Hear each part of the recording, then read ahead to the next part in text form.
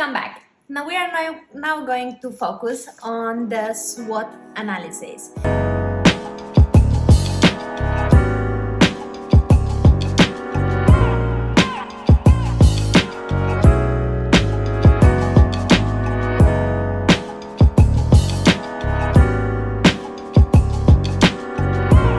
So this is the main part of the business, but I want you to focus it on two different ways. The first one, you as a person with your own skills, fears, your own struggles and so on, whatever influence you from the outside and what opportunities you might have to grow yourself.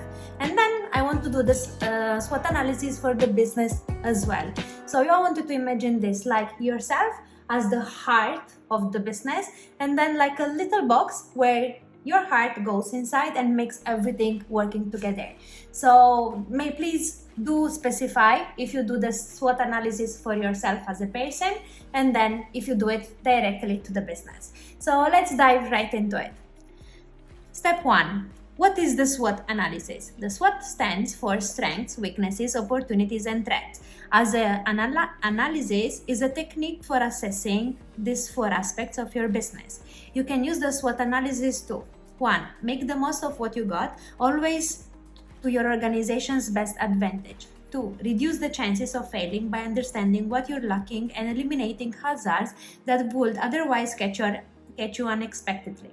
3. Start to craft a strategy that distinguishes you from your competitors, allowing it to compete successfully within your market. 4. Assess your organization's current position before you decide on any new strategy. So find out what's working well and what is not. Ask yourself where you want to go, how you intend to get there, and what might get in your way. A very powerful but simple technique to help you along the way. It is the SWOT analysis. So step 2. How to do a SWOT analysis. First off, like I said, there are these 4 main areas. 2 of them are internal. They can be internal from you and internal for the business, and 2 which are coming from external. So the opportunities and threats are things that most of the time we cannot really control. Okay, so the strengths.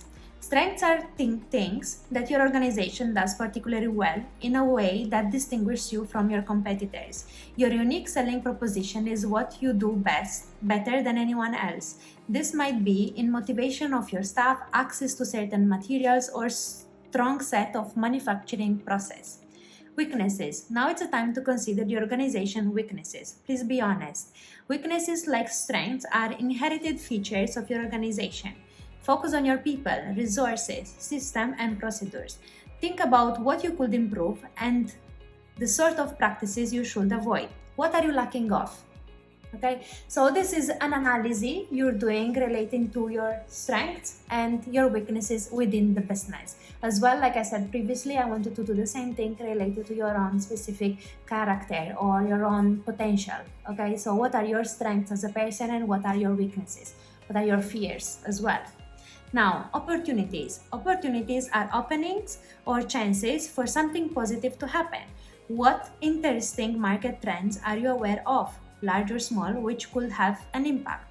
You should also watch out for changes in government policies, social patterns, population profiles, and lifestyles, which can all throw up interesting opportunities. Threats. Threats include anything that can negatively affect your business from the outside, such as possible supply chain problems, shift in market requirements, or a shortage of recruits. High debts and cash flow problems are 2 valid examples that could make you vulnerable to even small changes in your market. Now, every time you identify a strength, a weakness, an opportunity, and a threat, write it down in the relevant part of the grid to clarify which section an idea belongs to. It might be useful to reason. 1. Think of strengths and weaknesses as internal factors, that is, to do with the organization, its assets, process, and people. The second one, think of opportunities and threats as external factors arising from your market, your competition, and wider economy. Okay, so in here I have the main question you need to ask yourself to identify your strengths, your weaknesses, opportunities, and threats. Let's quickly read them up. So, for the strengths, what do you do well? What unique resources you can draw on? What do others see as a strength in you? it's also important to understand how others see you or perceive you, because sometimes we're overjudging ourselves. So we might, how can I say, judge ourselves and not see the potential we could have out of things. But for others, it's easier to see that in us. Weaknesses. What could you improve? Where do you have fewer resources than others? What are others likely to see as a weakness in you? We can also see ourselves differently than others, even when it's related to our own weaknesses. Opportunities.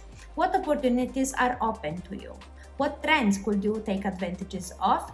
How can you turn your strengths into an opportunity? Okay? Threats. What threats could harm you? What is your competition doing? What threats do your weaknesses expose to you? Step 3. Step 3 is about the market research. If you haven't done it until now, I think this is one of the main important steps in every business to understand where we should go, how shall we get there, and what type of message we should put out there to persuade people to buy from us or to continue services with us. Market research involves a process of collecting, analyzing, and interpreting data about the target market. We will be focusing on the reaction your customers have towards your service or products to find out if your service or product is market fit or you should expand your target audience. 1. Is your product or service suitable for? You have to make a distinction if it's a product for business to business, business to customer, or both of them. Okay, so who are you selling to? Directly to the end consumer? You want to make collaboration with another business, so it's business to business or not, or both of them? Okay, make a list of customers you already have or other possible leads that can benefit from your product or service. Now, if you're working with individuals, you have to write them all here, so directly for customer. If you're working with business and other organization, you can join them down here. Step 4. From your list of customers and leads that can benefit from your product or service, develop 5 questions you find out what they really want as it relates to your solutions. What I mean by this is this. You are offering a certain type of product or a service, okay? I want you to think of 5 questions where the answer and the solution for this question is your product or your service. Okay, so for example, I'm a business coach. So the first question will be is, what is the biggest struggle in your business when it comes to sales, planning the sales, or when it comes to cash flow? Okay, so these are the questions I can come up with, where the answer, I can give them a form, I can give them a description, I can help them out to set their sales targets. Secondly, we want to guide them into buying from us. So the second question has to be something very easy, where we tell them, if you have to solve this problem, which is at the first number 1, what would the solution be? So you're trying to ask them how they will solve that main struggle they are having. The third one, you could ask them, what are you able to sacrifice to achieve your target or to find that solution? The fourth one, you ask them how much they were willing to pay to solve that problem or to find solution for that specific struggle they are having.